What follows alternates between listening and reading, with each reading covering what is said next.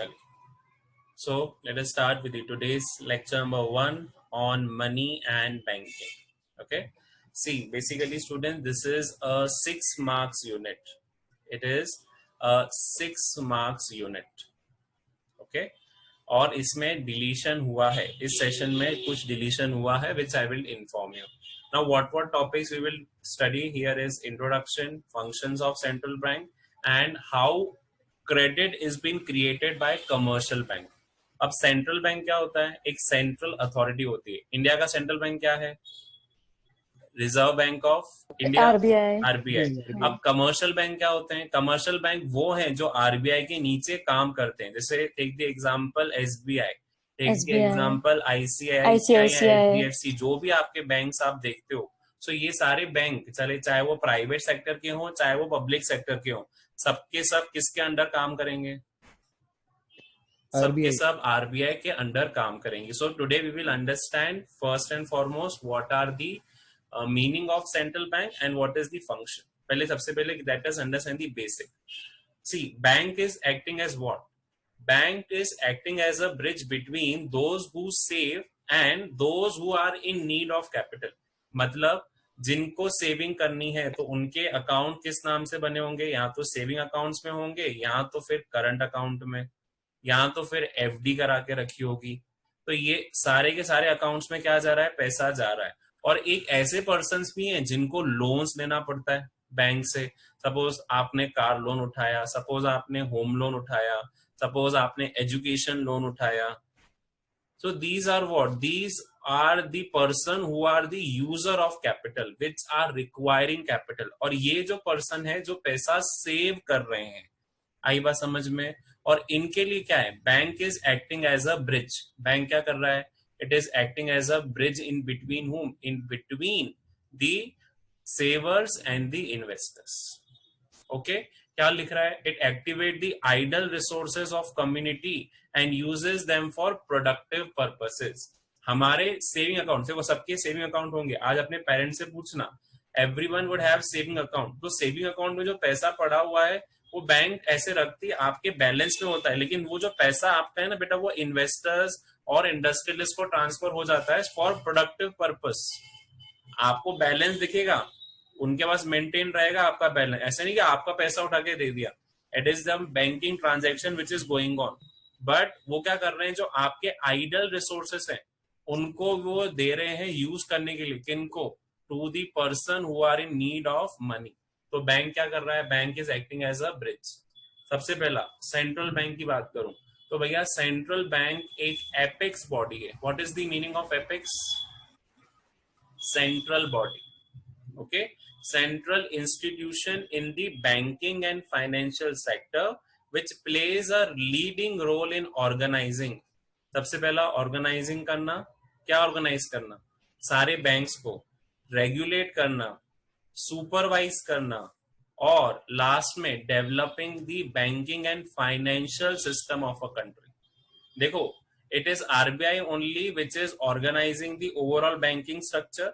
उसको रेगुलेट कर रहा है, उसे सुपरवाइज कर रहा है, और डेवलप कर रहा है एक फाइनेंशियल सिस्टम जो रन कर सके पूरी कंट्री में. अभी सबने सुना था डीमोनेटाइजेशन, सबने फेस करा था, तुमने भी फेस करा था ना? Yes sir. डीमोनेटाइजेशन में किसका रोल था ज्यादा? बैंक्स का, आरबीआई एंड बैंक्स का. क्योंकि अगर डीमोनेटाइजेशन सक्सेसफुल करना है तो आरबीआई को प्लानिंग करके रखनी चाहिए थी, ये सब करके रखना चाहिए था. सो ये सारा क्या है? डीमोनेटाइजेशन की प्रोसेस भी आरबीआई ने स्टार्ट करी. RBI is there to issue currency note. तो वो रेगुलेट कर रहा है. क्या रेगुलेट कर रहा है? Financial system of a country. कि हमारी कंट्री में कौन सी करेंसी चलेगी, हमारी कंट्री में कौन सी करेंसी नोट्स चलेंगे, of which denomination, everything is been noted by the RBI. आई बात समझ में? सो सेंट्रल बैंक का मतलब यहाँ पे क्या हुआ? एक ऐसी अथॉरिटी जो क्या कर रहा है? Organise, regulate, supervise and develop the banking and financial system of country. दूसरी चीज आ जाते हैं अब अपन. जैसे यहाँ पे आपके पास एग्जाम्पल दिए हुए हैं. There are central banks for every country. India का सेंट्रल बैंक नहीं है, हर एक कंट्री का एक सेंट्रल बैंक है. जैसे इंडिया का आरबीआई, इंग्लैंड का बैंक ऑफ इंग्लैंड, यूएसए का federal reserve system. Clear with students? ये एज जस्ट एन एग्जांपल दिया। अब आ जाते हैं today's topic which we will cover up in today's session is function of central bank. It is very much easy. सबसे पहला फंक्शन क्या है तुम्हारे सामने है, monopoly over note issue. Currency issue करने का राइट किसके पास रहेगा? सिर्फ और सिर्फ आरबीआई के पास। दूसरा, every point has a slide but let me explain. Bankers bank मतलब सारे के सारे बैंक जो है बेटा वो आरबीआई के अंडर काम करेंगे। RBI is the central authority. दूसरा, adviser and banker to government. Government अपना पैसा कहां रखेगी भैया? गवर्नमेंट का बैंक क्या है? आरबीआई। चलो एक एग्जांपल लेते हैं। तुम टैक्सेस देते हो गवर्नमेंट को? We are paying taxes to the government, property tax, GST, income tax. तो गवर्नमेंट के खाते कहाँ हैं? गवर्नमेंट का खाता चलता है किसके RBI. पास? आरबीआई के पास। इसीलिए बोला जाता है RBI is banker to the government. And next, RBI हमेशा कंट्रोल करता है क्रेडिट को। अब कैसे कंट्रोल करता है, let us see in the upcoming slides. सबसे सर पहला, आप ये पूरी यूनिट दोनों चैप्टर्स कंबाइन पढ़ा रहे हो ना? हाँ यस इट इज कंबाइंड, क्योंकि मनी 6 एंड चैप्टर का बैंकिंग। पार्ट है। हाँ, हाँ 6th 5th and 6th both. Okay, बाइफिकेशन नहीं रहेगा पर सारे टॉपिक्स कवर हो जाएंगे। ओके, ठीक है। अब first is monopoly of note issue. क्या बोला? Given the sole monopoly of issuing currency, these notes circulate throughout the country as a legal tender। अब यहाँ पे टर्मिनोलॉजी समझो। लीगल टेंडर का मतलब क्या होता है? लीगल टेंडर मतलब आप उससे रिजेक्ट नहीं कर सकते। दी नोट्स, अगर जो पर्सन आपको पेमेंट नोट्स में करने आया है, that is a legal tender money and you can not reject that legal tender money. दूसरा रीजन क्या बोला? It is bringing uniformity in note circulation. क्योंकि एक ही अथॉरिटी है जिसको इशू करना है, कैसे इशू करना है वो सब उसके ऊपर है। It give central bank some control over the money supply. इसीलिए सेंट्रल बैंक के पास क्या रहता है? ओवरऑल कंट्रोल रहता है ओवर दी मनी सप्लाई। अब याद रखो, इसे लीगल टेंडर और आगे जाके तुम पढ़ोगे देयर आर अनदर करेंसी जिसको हम इलीगल टेंडर बोलते हैं, जिसको हम नॉन लीगल टेंडर ही बोलते हैं। चलो एक एग्जांपल लेते हैं। सपोज आपके पास बैंक अकाउंट नहीं है, मान के चलो यू आर ए पर्सन, लेकिन सामने वाली पार्टी ने आपको चेक दिया, तो क्या वो लीगल टेंडर मनी माना जाएगा क्या? नहीं। क्योंकि वो आरबीआई के एक्सेप्टेंसी, बैंक भले आरबीआई के अंडर चल रहा है लेकिन चेक को कभी भी हम लीगल टेंडर मनी नहीं मानते। उसी को लीगल टेंडर मनी मानते हैं जिसपे आरबीआई के गवर्नर की साइन होती है। This is on notes. Okay, अब आ जाते हैं कॉइन्स के बारे में। Coins are also legal tender, पर उनका टेंडर लिमिटेड होता है। ऐसा नहीं कि आप उसको अनलिमिटेड कर लो। जैसे अगर कोई पर्सन को 1 लाख का पेमेंट करना हो तो आप क्या 1 लाख कॉइन एक्सेप्ट करोगे क्या उससे? आप क्या बोलोगे भैया, या तो नोट्स दे दे। कॉइन्स कितने लोगे? हद से हद आप लोगे, बोलोगे 1000-2000 के coins they they. So here coins have limited legal tender but your currency notes जो होता है उन्हें होते हैं अनलिमिटेड लीगल टेंडर। आप जितना पेमेंट आपको मंगाना हो, भले लैक्स में, करोड़ में, you can accept the payment in terms of currency notes।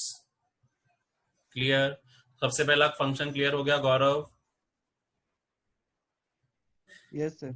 चलो, first function is monopoly over the notes.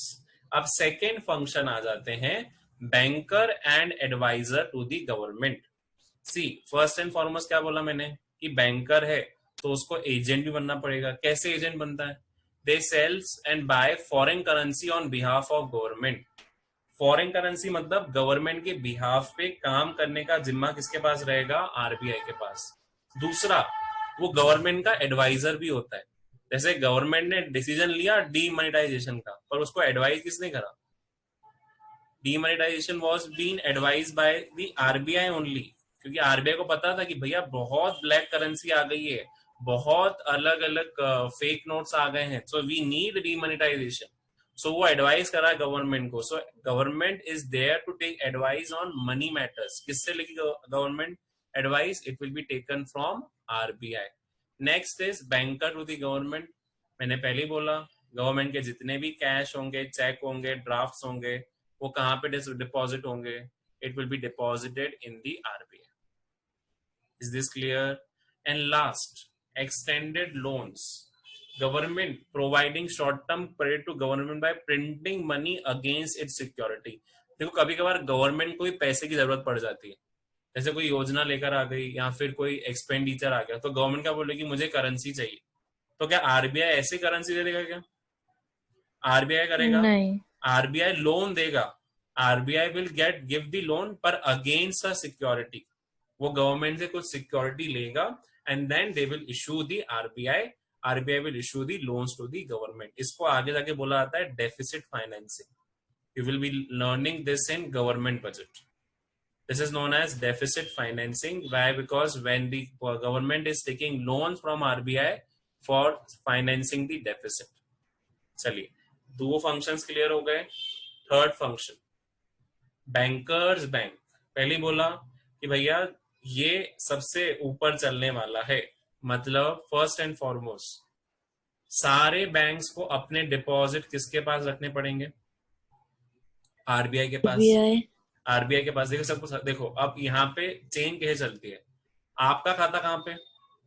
Public के खाते कहाँ पे? कमर्शियल बैंक में. अरे है ना, आपके दोनों के खाते होंगे, नहीं होंगे? You have also your bank account. Gaurav, you have a bank account or not?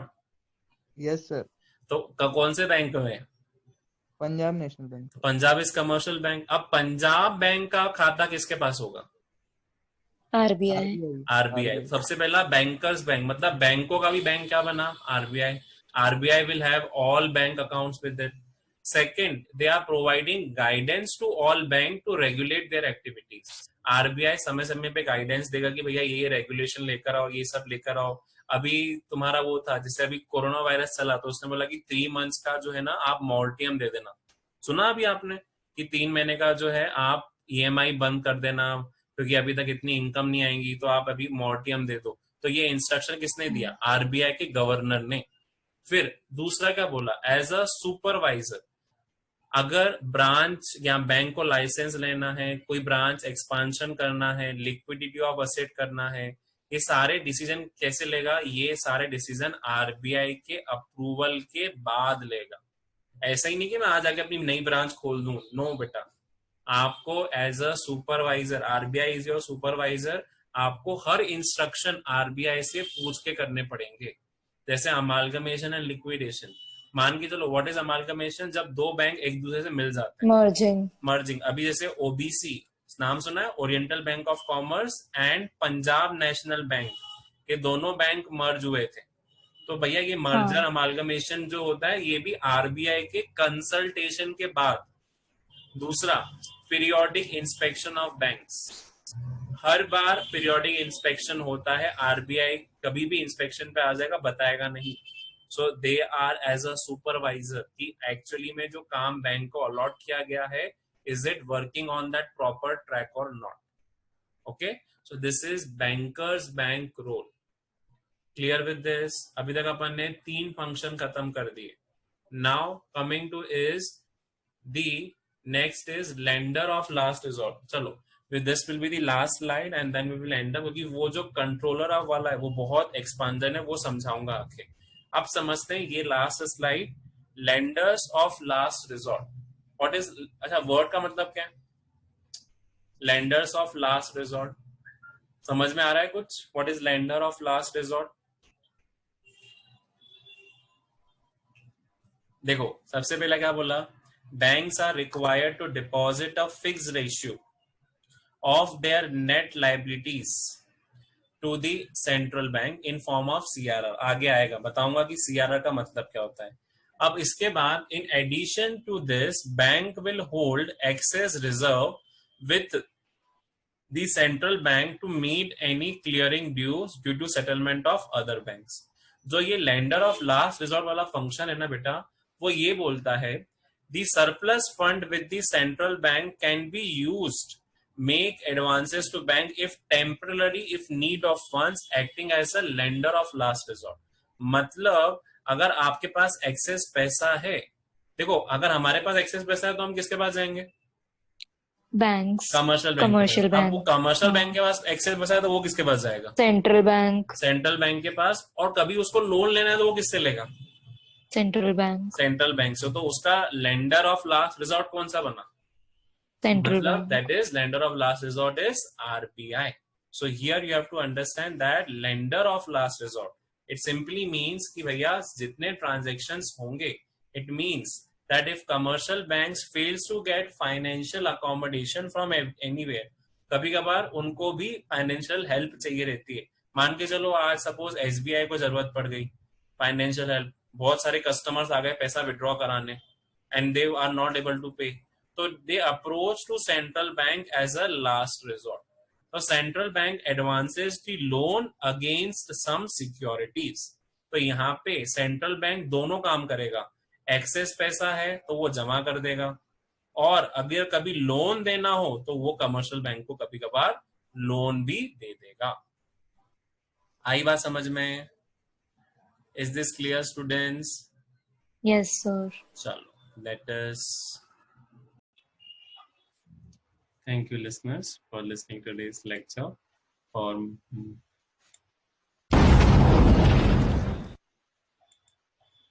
For more videos, do subscribe my channel for getting updates related to economics. Thank you listeners.